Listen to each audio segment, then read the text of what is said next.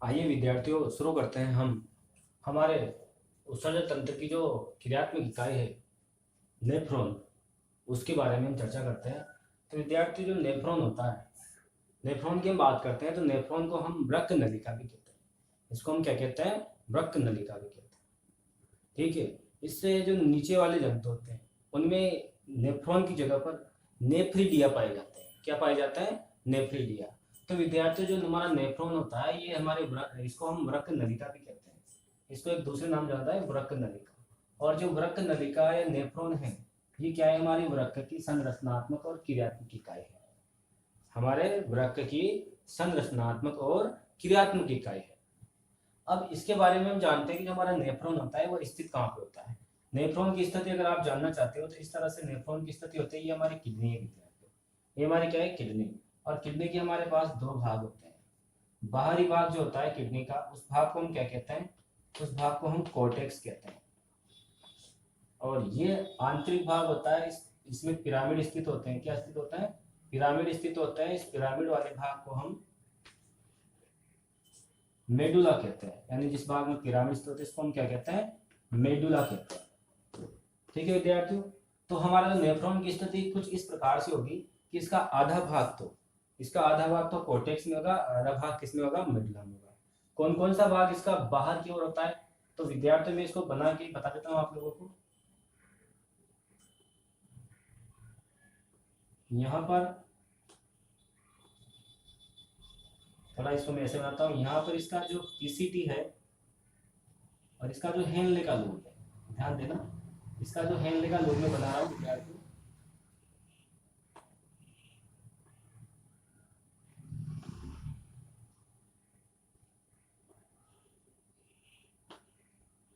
ये देखिए आप। और इसके बाद यहाँ पर आती है इसकी, इस जगह से ये डीसीटी जाके जुड़ जाती है संग्राहक नलिकाओं में। किससे जाके जुड़ जाती है? संग्राहक नलिकाओं में। तो विद्यार्थी, ये तो हो गया हमारे पास इसका बोमन संपुट या मेलपीगी काय। इसको क्या कहते हैं? मेलपीगी काय।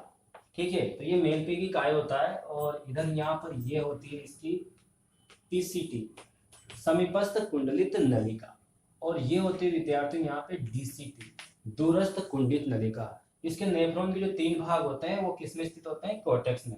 और इसके अलावा इसका जो हेनले का लूप है, कौन है? हेनले का लूप। ये हेनले का लूप जो होता है ये, और इसके अलावा ये संग्राहक नलिका होती है, संग्राहक नलिका है। ठीक है। तो ये हेनले का लूप और संग्राहक नलिकाएं जो है ये कहाँ पर स्थित होती है? ये होती है हमारे मेडुला में। ठीक है विद्यार्थियों। और आगे जाकर के विद्यार्थियों, संग्राहक नलिकाएं हैं, ये संग्राहक नलिकाएं, बहुत सारी संग्राहक नलिकाएं इकट्ठी हो जाती है और इकट्ठी होकर आगे जाकर ये कहाँ खुलती है? वृक्क श्रोणि में, या फिर किसमें खुलती है? पेल्विस में। पेल्विस आगे जाकर किसमें खुलती है? मूत्र वाहिनी में। किसमें खुलती है? मूत्र वाहिनी में। मूत्र वाहिनी आगे जाके कहाँ खुलती है? मूत्राशय में। और मूत्राशय कहाँ जाके खुलता है?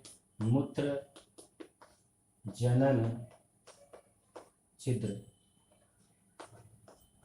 इस तरह से विद्यार्थियों हमने जाना कि हमारा नेफ्रॉन की स्थिति होती है। इसके बाद हम जानेंगे विद्यार्थियों, जो हमारा नेफ्रॉन होता है, इस नेफ्रॉन में कितने भाग होते हैं? तो विद्यार्थियों, हमारा जो नेफ्रॉन होता है इसमें 5 भाग होते हैं। हमारा जो नेफ्रॉन होता है इस नेफ्रॉन में कितने भाग होते हैं? 5 भाग होते हैं। इन 5 भागों को हम लिखते हैं। पहला भाग जो होता है विद्यार्थियों हमारे नेफ्रॉन का, उस भाग को हम क्या नाम दे देते हैं? उस भाग को हम कहते हैं मेलपीगी काय। उस भाग को हम क्या कहते हैं? मेलपीगी काय। दूसरा भाग जो होता है विद्यार्थियों उसको हम कहते हैं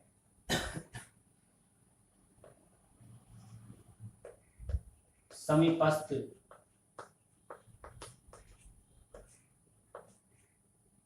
कुंडलित नलिका, या इसी को विद्यार्थियों शॉर्ट में कह देते हैं पीसीटी। इसी को शॉर्ट में पीसीटी कह देते हैं। तीसरी आती है हमारे पास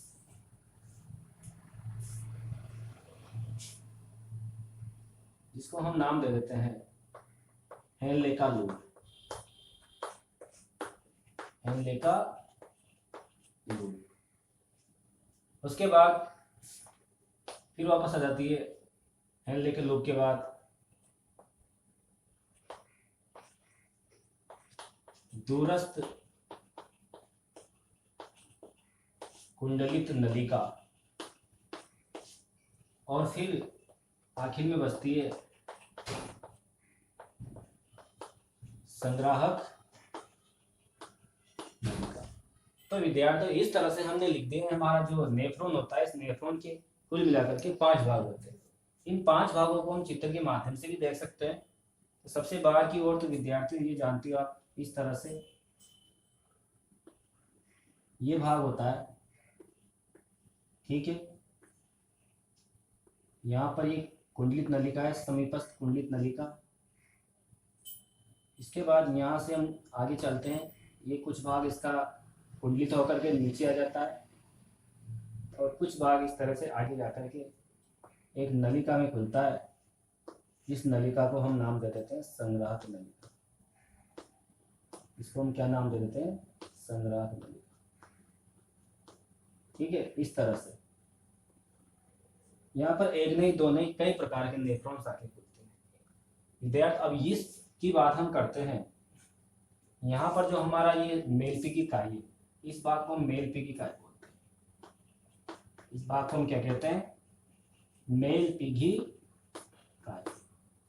इस वाले भाग को हम कहते हैं, यहाँ वाले भाग को ग्रीवा, और इस वाले भाग को हम कहते हैं पीसीटी, समीपस्थ कुंडलित नलिका, और इसको कहते हैं हेनले का लूप। हेनले का लूप, क्योंकि ये वैज्ञानिक का नाम है, हेनले का लूप, है ना। उसके बाद आगे चलते हैं, तो ये वाला स्ट्रक्चर होता है, ये थोड़ा दूर जो इससे मिला हुआ है, इसको बोलते हैं डीसीटी, दूरस्थ कुंडलित नलिका, डिजिटल कॉन्वोल्यूटेड ट्यूब्यूल्स, और ये हो जाती है संग्राहक नलिका। संग्राहक नलिका, ठीक है। तो इस तरह से हमारा नेफ्रॉन्स होता है। तो विद्यार्थी हम इसकी बात करते हैं, ये नॉर्मल स्ट्रक्चर है। नेफ्रॉन्स में विद्यार्थी एक और से तो ये 2 प्रकार की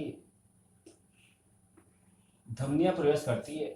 एक जो प्रवेश करती है इसका नाम तो क्या है, जिस जो नेफ्रॉन में ब्लड लेकर आती है, जो नेफ्रॉन में ब्लड लेके आती है, इसको क्या बोलते हैं हम? अभिवाही धमनिका। इसको हम क्या कहते हैं? अभिवाही धमनिका। और ये जो ब्लड बाहर लेके जाती है इसको कहते हैं अपवाही धमनिका।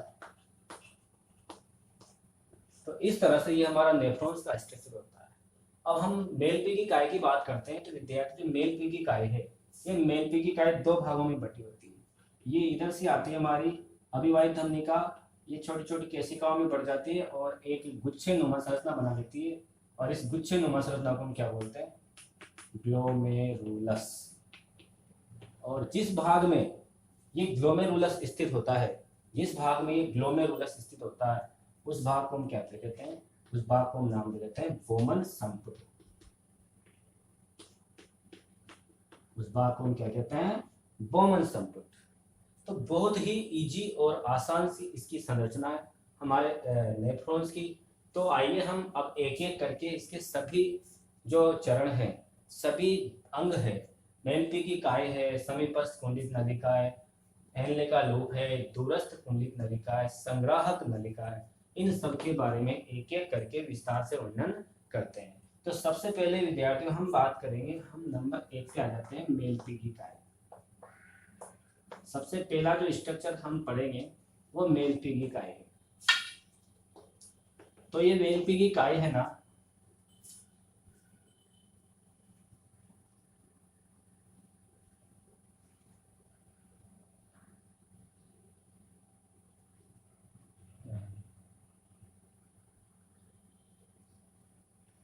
ठीक है। तो ये जो मेलपीगी काय है, तो मेलपीगी काय के बारे में हम जानते हैं।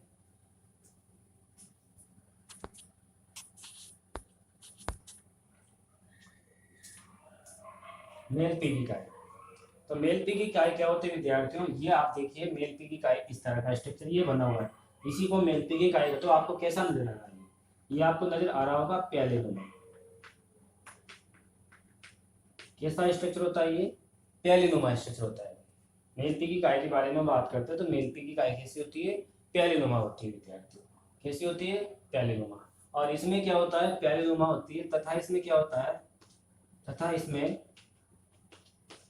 ग्लोमेरुलस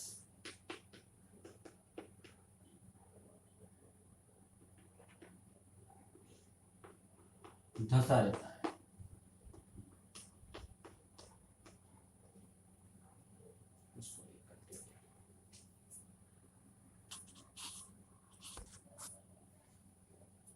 तो जो मेलपी की काय होती है, इस मेलपी की काय के दो भाग हमने पढ़े। मेलपी की काय के दो भाग होते हैं। एक भाग तो होता है विद्यार्थियों जिसको हम क्या नाम देते हैं? बोमन संपुट।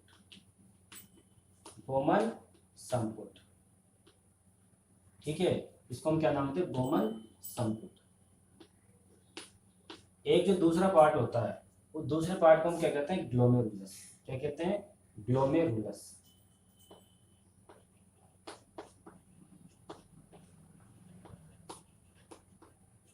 ठीक है, तो हम पहला पार्ट पढ़ेंगे इसका, जिसको हम नंबर 1 डाल देते हैं, बोमन संपुट। बोमन संपुट। तो बोमन संपुट क्या होता है विद्यार्थियों? बोमन संपुट एक प्यालीनुमा तथा प्यालीनुमा रचना होती है और इसमें ग्लोमेरुलस दशा होता है। क्या दशा होता है इसके अंदर? ग्लोमेरुलस दशा होता है। ठीक है, तो इसमें और भी क्या क्या चीजें होती है? देखिए ये होता है, ये बिल्कुल एक बहुत ही पतली भित्ति का बना होता है। तो ये किसका बना होता है भाई? बोमन संपुट पतली भित्ति का बना होता है। बोमन संपुट जो है ये किसका बना होता है? पतली भित्ति का बना होता है। और ये इसका निर्माण किससे होता है? शल की उपकला से। ये सबसे इंपॉर्टेंट बात है, इसका जो निर्माण होता है वो किससे होता है? शल की उपकला से। ठीक है, जो ग्लोमेरुलस होता है, इस ग्लोमेरुलस में जो बोमन संपुट होता है, बोमन संपुट का जो निर्माण होता है कौन सी उपकला से होता है भाई? शल की उपकला से होता है। अब इसमें क्या होता है? दो तरह के स्तर पाए जाते हैं। देखो मैं इधर चित्र बनाता हूं इसका, तो इस प्रकार से हमारा ये बोमन संपुट है। तो बोमन संपुट के अंदर कोशिकाओं के इस तरह से स्तर पाए जाते हैं। ठीक है, और इसके अंदर एक और आंतरिक स्तर पाया जाता है।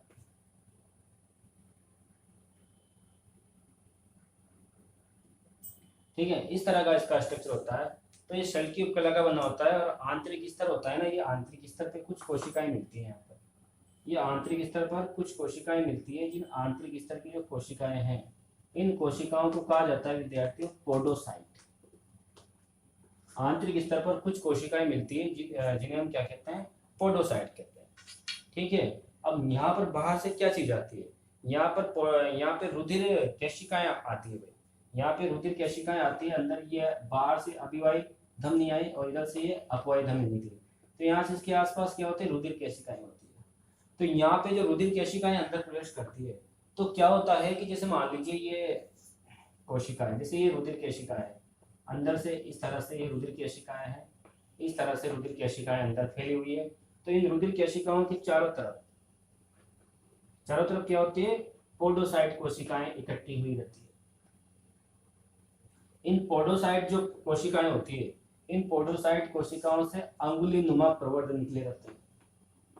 अंगुली नुमा प्रवर्ध। तो ये जो पोडोसाइट कोशिकाएं हैं, इन पोडोसाइट कोशिकाओं से अंगुलीनुमा प्रवर्ध निकले रहते हैं। और ये अंगुलीनुमा प्रवर्ध क्या करते हैं? जिस प्रकार से ये चोक है, इसको मैंने उंगलियों से इस तरह से पकड़ रखा है, तो इस प्रकार से ये क्या करते हैं? वृक्क नलिका को क्या कर देते हैं? बाहर से जो कैपिलरीज आती है, इन कैपिलरीज को ये पकड़े हुए रहते हैं। तो इस प्रकार से होती है। तो मैंने बताया आपको कि जो शल की उपकला की बनी होती है, तो इसमें दो स्तर पाए जाते हैं। एक आंतरिक स्तर होता है ना, वो पोडोसाइट का बना होता है, और बाहरी स्तर होता है ना, ये शल की कोशिकाओं का बना होता है। बाहरी जो स्तर है वो किसका बना होता है? शल की कोशिकाओं का बना होता है। और यहाँ पर क्या होता है विद्यार्थी? जो पोडोसाइट है, ये पोडोसाइट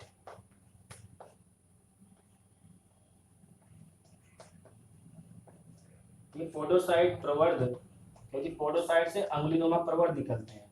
पोडोसाइट प्रवर्ध प्लस जो रुधिर केशिकाएं होती है, रुधिर केशिकाएं,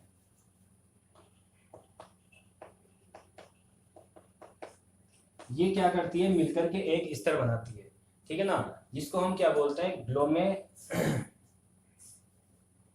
जिसको हम एक स्तर बनाते हैं, जिसको हम ग्लोमेरुलस स्तर कहते हैं।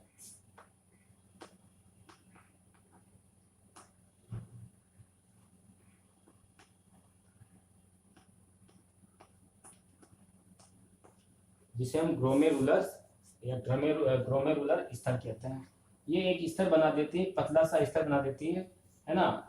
और ये जो स्तर होता है ये दोनों मिलकर के बनाती है, और जो स्तर होता है इस स्तर की वजह से क्या होती है, ये जो कला बनाती है, यानी इसको सॉरी स्तर या इसको कला भी बोल देते हैं, इसको ग्लोमेरुलस स्तर या ग्लोमेरुलस कला कहते हैं। इस प्रकार से ये ग्लोमेरुलस स्तर या ग्लोमेरुलर कला बनाती है। तो विद्यार्थी बन गए ना ये। तो यहाँ पे हम देखते हैं कि पोडोसाइट के प्रवर्ध और रुधिर केशिकाएं, इन्होंने मिलकर क्या बना लिया, ग्लोमेरुलर कला बना ली।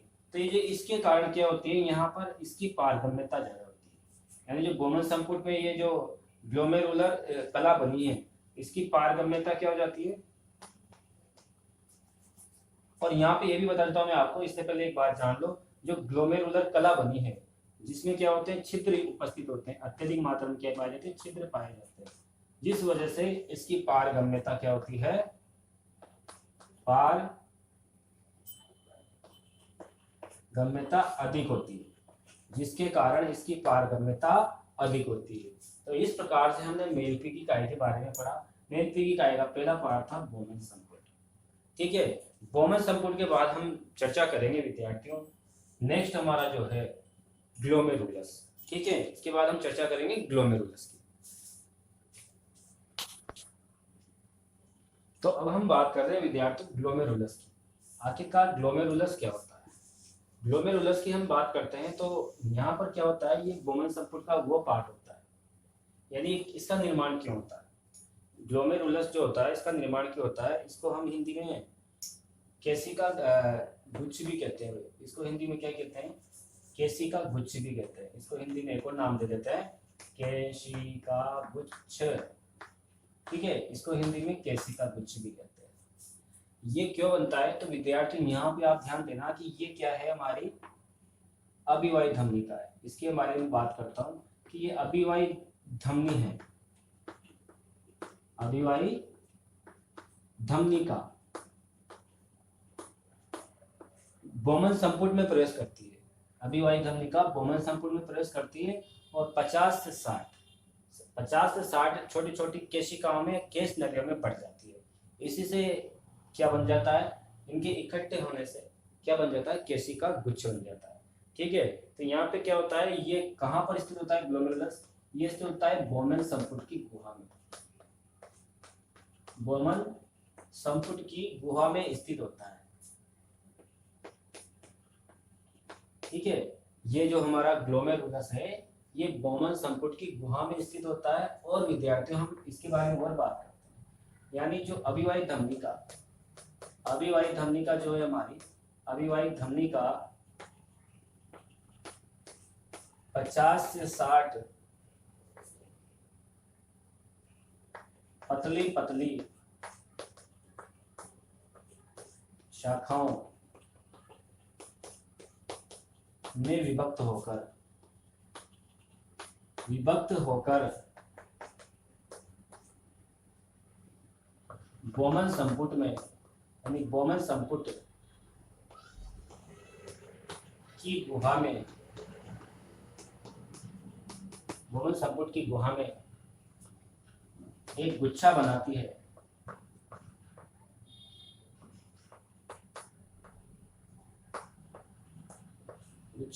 है,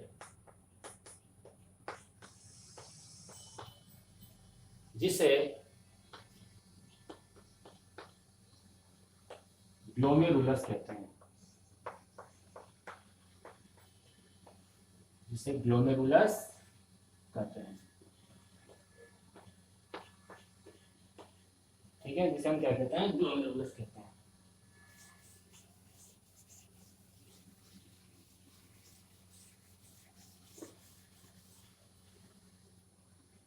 इसके अंदर क्या होता है, ग्लोमेरुलस जो होता है इसके अंदर क्या होता है, जो हमारी अभिवाही धमनिका है, ये अभिवाही धमनिका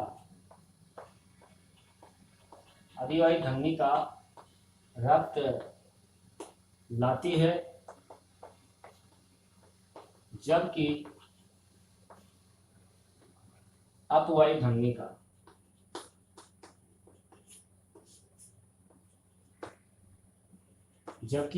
धमनिका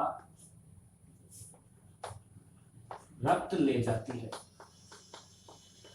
और इनमें से क्या होता है, जो हमारी अभिवाही धमनिका है, यानी इसमें क्या होता है, व्यास के बारे में बात करें, अगर व्यास किसका ज्यादा होता है, व्यास याद रखना, जो अभिवाही धमनिका होता है ना, अभिवाही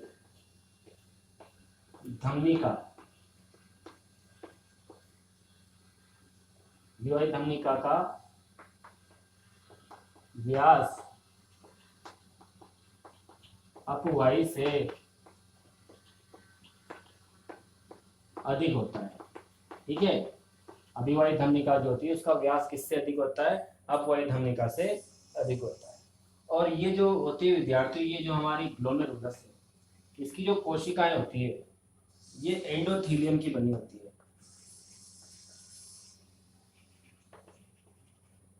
तो ये किसकी बनी होती है, एंडोथीलियम की बनी होती है। और इस एंडोथीलियम की जो परत होती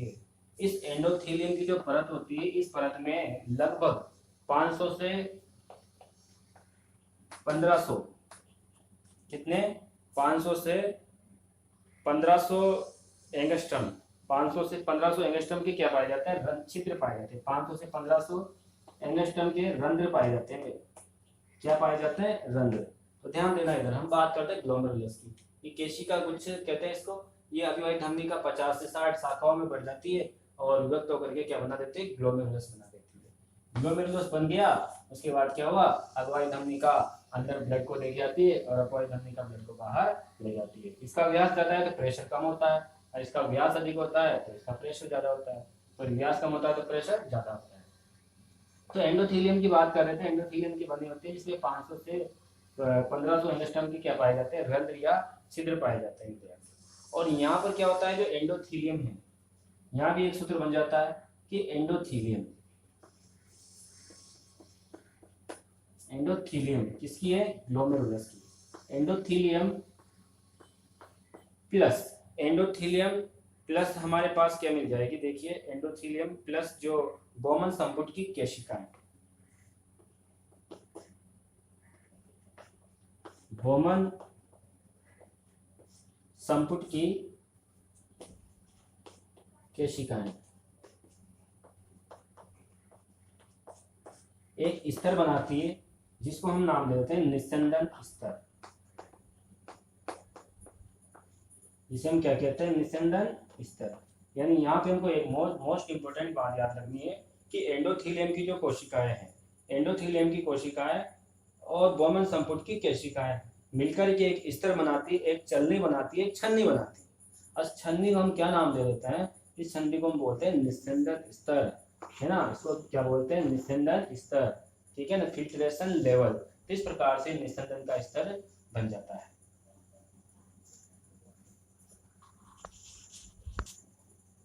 अगर विद्यार्थी हम बात करते हैं कि जो बोमन संपुट होता है, इस बोमन संपुट के नीचे एक छोटी सी रचना पाई जाती है, छोटी सी नलिका होती है। इस नलिका को हम गिरवा कहते हैं, जिसको हम क्या कहते हैं, गिरवा कहते हैं। और ये जो गिरवा होती है ये किसकी बनी होती है भाई, रोमाभी उपकला की, रोमाभी उपकला।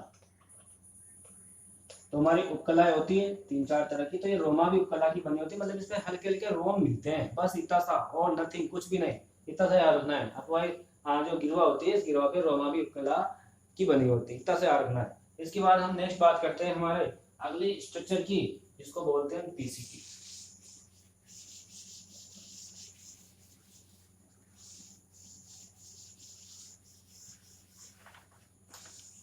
जिसको हम नाम देते हैं विद्यार्थी पीसीटी। पीसीटी यानी समीपस्थ कुंडलित नलिका, समीपस्थ कुंडलित नलिका। तो इस तरह से हमारी ये पीसीटी समीपस्थ कुंडलित नलिका है। विद्यार्थी इसकी स्थिति कहाँ पे होती है, इसकी स्थिति कहाँ से होती है, ये होती है हमारे हेनले के लूप और बोमन संपुट के बीच में। कहाँ पे स्थित होती है? ये स्थित होती है हेनले के लोब, हेनले के लूप व बोमन संपुट के बीच ये स्थित होती है। ठीक है, इसकी जो स्तर होता है ये किसकी बनी होती है? तो विद्यार्थियों ये घनाकार शल की उपकला की बनी होती है। किसकी बनी होती है ये विद्यार्थी? हमारे पास जो है घनाकार उपकला की बनी होती है, शल की भी बोल सकते हो। ये घनाकार उपकला की बनी होती है, घनाकार उपकला की बनी होती है। और इस घनाकार उपकला जो होती है, इस घनाकार उपकला की बनी होती है। और इस घनाकार उपकला पे क्या पाए जाते हैं? ब्रश बॉर्डर पाए जाते हैं, सॉरी सूक्ष्मांकुर पाए जाते हैं। क्या पाया जाता है? सूक्ष्मांकुर। ठीक है, सूक्ष्मांकुर हमारे हाथों पे भी मिलते हैं, तो घनाकार उपकला पे क्या मिलते हैं? सूक्ष्मांकुर पाए जाते हैं। और ये सूक्ष्मांकुर जो होते हैं इस वजह से इसकी अवशोषण कार्य सतह होती है, अवशोषण कार्य सतह। ठीक है, तो इस अवशोषण कार्य सतह का जो क्षेत्रफल होता है वो क्षेत्रफल बढ़ जाता है। ठीक है, तो ये सूक्ष्मांकुर की वजह से क्या होता है, यानी ये घनाकार उपकला की बनी होती है। और ये उपकला जो कोशिकाएं हैं, इन उपकला कोशिकाओं पर क्या मिलती है? सूक्ष्मांकुर मिलते हैं। और सूक्ष्मांकुर मिलते हैं घनाकार उपकला कोशिकाओं पे। इस वजह से जो हमारी पीसीटी है, इस पीसीटी की जो अवशोषणकारी सतह, इसका क्षेत्रफल बढ़ जाता है। और मैं आपको बता दूं, लगभग 75% जो अवशोषण है, 75% अवशोषण वो हमारी पीसीटी में होता है। किसमें होता है? 75% अवशोषण हमारी पीसीटी में होता है। और विद्यार्थी यहाँ पर क्या है कि और भी चीजें देखो, यहाँ पर माइटोकॉन्ड्रिया भी ज्यादा पाया जाता है, माइटोकॉन्ड्रिया अत्यधिक। यहाँ पर माइटोकॉन्ड्रिया जो होते हैं, इन माइटोकॉन्ड्रिया की संख्या भी क्या होती है? अत्यधिक पाई जाती है। जब यहाँ पर माइटोकॉन्ड्रिया की संख्या अत्यधिक हो जाएगा तो ये क्यों है भाई? यहाँ पे क्या होता है, ये जो माइटोकॉन्ड्रिया है ये हेल्प करते हैं निष्क्रिय परिवहन में। किसमें हेल्प करते हैं? सॉरी, सक्रिय परिवहन में। सक्रिय अवशोषण है, परिवहन बोल दो, तो ये किसमें हेल्प करते हैं? सक्रिय अवशोषण। तो ये हमसे पूछा जाए कि जो समीपस्थ कुंडलित नलिका होती है, समीपस्थ कुंडलित नलिका के पास में जो माइटोकॉन्ड्रिया होते हैं, ये माइटोकॉन्ड्रिया कोशिकाओं में, किसमें? घनाकार उपकला कोशिकाओं में। तो इस घनाकार उपकला कोशिकाओं में जो माइटोकॉन्ड्रिया है, ये माइटोकॉन्ड्रिया करते क्या है? आखिरकार ये माइटोकॉन्ड्रिया क्या करते हैं? क्योंकि सबसे ज्यादा अवशोषण यहीं पे होता है, इस वजह से क्या होता है यहाँ पर? सक्रिय अवशोषण, यानी ताकत लगा करके अवशोषण करने वाला, इस ऐसा अवशोषण जिसमें हमें ऊर्जा की जरूरत पड़ती है, ये कहाँ पे होता है? हमारा पीसीटी में होता है। पीसीटी के बाद हम बात करते हैं यहाँ पे और भी बहुत सारी चीजें। तो मैंने बताया 75% अवशोषण, 75% अवशोषण यहाँ पे हो जाता है। यानी जो हमारा केशिका गुच्छीय निस्यंदन होता है, यहाँ से जो निस्यंदन आता है, ठीक है, केशिका गुच्छ में 100% निस्यंदन। जैसे मान लें यहाँ पे 100% निस्यंदन है, तो इसका इस पीसीटी में आते आते 75% अवशोषण कर लिया जाएगा। बाकी बचा 25% वेस्ट जो आगे भेजा जाएगा। ठीक है, ये थी हमारी पीसीटी, बिल्कुल सिंपल सी है। पीसीटी के बाद हम बात करते हैं नेक्स्ट नंबर 3, जिसको हम कहते हैं हेनलेस लूप। जिसको हम क्या कहते हैं? हेनले का लूप। हेनले का लूप सिंपल सा है, यू आकार का है, दिख रहा होगा। ये हेनले का लूप है। ये हेनले का लूप कैसा होता है? यू आकार की एक रचना होती है, जिसको हम हेनले का लूप कहते हैं। और विद्यार्थी ये जो होता है ये 2 भुजाओं में बटा होता है। एक भुजा तो होती है अवरोही भुजा, और एक भुजा होती है आरोही भुजा। ठीक है, एक भुजा तो इसकी हेनले के लूप की आरोही होती है, एक भुजा होती है अवरोही। जो अवरोही भुजा होती है ये, यार जो इसकी अवरोही भुजा होती है ये कहाँ पे जाके खुलती है? ये अवरोही भुजा जो होती है पीसीटी में खुलती है। ये देखिएगा, ये यहाँ पे पीसीटी है ना। तो इसकी हम बात करते हैं हेनले का लूप। 2 भुजाएं होती है, एक भुजा तो होती है अवरोही और एक भुजा होती है इसकी आरोही। तो जो अवरोही भुजा होती है ये कहाँ जाके खुलती है, पीसीटी में जाके खुलती है। एक सिरा तो पीसीटी से लगा होता है और एक जो दूसरी होती है आरोही, ये डीसीटी में जाके खुलती है। किसमें जाके खुलती है, डीसीटी में। एक तो होती है आरोही भुजा में खुलने वाली, एक डीसीटी में खुलने वाली। यहाँ पे जो अवरोही भुजा है, इस अवरोही भुजा की बात करें तो ये किसकी बनी होती है भाई, शल की उपकला की बनी होती है, शल की उपकला किसकी बनी होती है, शल की उपकला की। और हम बात करते हैं आरोही भुजा की। आरोही भुजा की हम बात करते हैं तो ये होती है घनाकार उपकला। तो इस तरह से विद्यार्थी हमने जाना कि हेनले का रूप यू आकार का होता है और इसकी दो भुजाएं होती है, एक तो होती है अवरोही भुजा, एक होती है ये अवरोही भुजा, जो नीचे आती है अवरोही भुजा और जो ऊपर जाती है वो आरोही भुजा। ये दोनों क्या होते हैं, अलग अलग प्रकार की कोशिकाओं से बनी होती है। और याद रखना, अगर ये अलग अलग प्रकार की कोशिकाओं से बनी हुई है इसीलिए इसकी कोशिकाएं, ये इनके कार्य भी अलग अलग होंगे। अलग अलग प्रकार की कोशिकाओं से बनी हुई है इसलिए इनके कार्य भी क्या हो जाएंगे, अलग अलग हो जाएंगे। और हम बात करते हैं यहाँ से क्या होता है कि ये जो नीचे आती है ये कुछ मोटी भित्ति जाती है, यहाँ से मैंने लिखा बनाया नहीं, इनकी जो ऊपर जाती है तो कुछ मोटी भित्ति जाती है, यानी ऊपर से नीचे आते समय और नीचे से ऊपर जाते समय इसकी भित्ति हो जाती है कुछ मोटी सी हो जाती है। ठीक है, ये याद रखना आप लोग, कुछ मोटी भित्ति वाली होती है यहाँ से। इसके बाद हमारी अगली जो स्ट्रक्चर है, अगला जो पॉइंट है वो आता है हमारा विद्यार्थी 4 नंबर पे, जिसको हम बोलते हैं डीसीटी, और इसको हिंदी में बोलते हैं दूरस्थ कुंडलित नलिका। दूरस्थ कुंडलित नलिका, ये ठीक है, ये दूरस्थ कुंडलित नलिका है ना, ये भी उसी की बनी होती है भाई। ये दूरस्थ कुंडलित नलिका है ना, ये कहाँ पे होती है, देखो याद रखना, ये किसमें जाके खुलती है, इसका एक सिरा तो किसमें जाके खुलता है, एक सिरा तो इसका ओपनिंग होता है किसमें, आरोही भुजा में, हेनले के लोब भी आरोही भुजा में। एक सिरा तो इसका हेनले के लोब भी आरोही भुजा में खुलता है और एक सिरा इसका संग्राहक नलिका में खुलता है। तो इसको हम लिख सकते हैं संग्राहक नलिका में खुलती है। कहाँ जाके खुलती है, संग्राहक नलिका में ओपनिंग। तो ये कहाँ जाकर खुलती है, संग्राहक नलिका में जाकर खुलती है। ठीक है, और ये घनाकार उपकला से बनी होती है। किससे बनी होती है, ये भी घनाकार उपकला से बनी होती है। इस सीटी की तरह ये भी किसकी बनी होती है, घनाकार उपकला।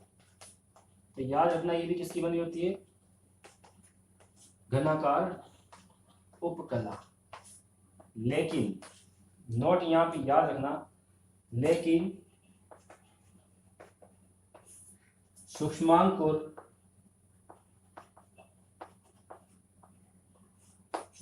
नहीं पाए जाते। क्या नहीं पाए जाते, सूक्ष्मांकुर नहीं पाए जाते, घनाकार उपकला की बनी होती है, लेकिन यहाँ पर सूक्ष्मांकुर जैसी रचना का भी कोई स्थिति नहीं होती है। नेक्स्ट हम बात करते हैं विद्यार्थियों हमारी संग्राहक नलिका की। ठीक है विद्यार्थियों, संग्राहक नलिका की हम बात करते हैं तो संग्राहक नलिका में बिल्कुल सिंपल है, ये कहाँ पर स्थित होती है, संग्राहक नलिका।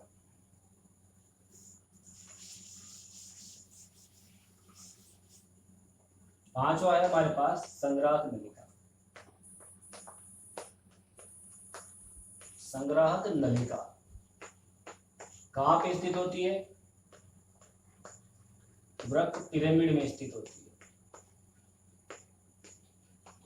और पिरामिड कहाँ स्थित होता है, मेडुला में। पिरामिड कहाँ स्थित होता है, मेडुला में। ये वर्क पिरामिड में होते हैं, लेकिन वृक्क पिरामिड तो कहाँ होता है, मेडुला में होता है।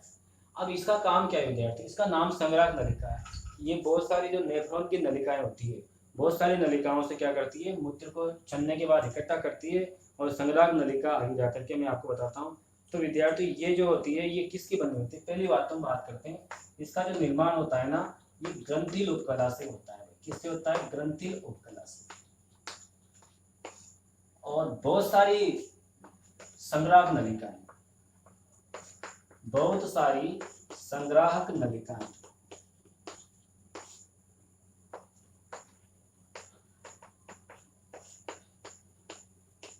मिलकर एक बड़ी वाहिनी बनाती है, एक बड़ी वाहिनी बनाती है, जिससे इसे बेलिनायकी वाहिनी कहते हैं।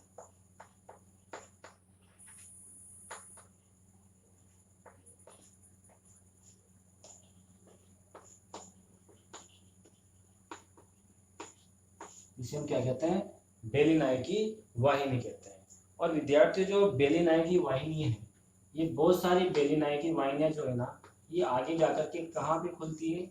ये आगे जाकर के वृक्क श्रोणी,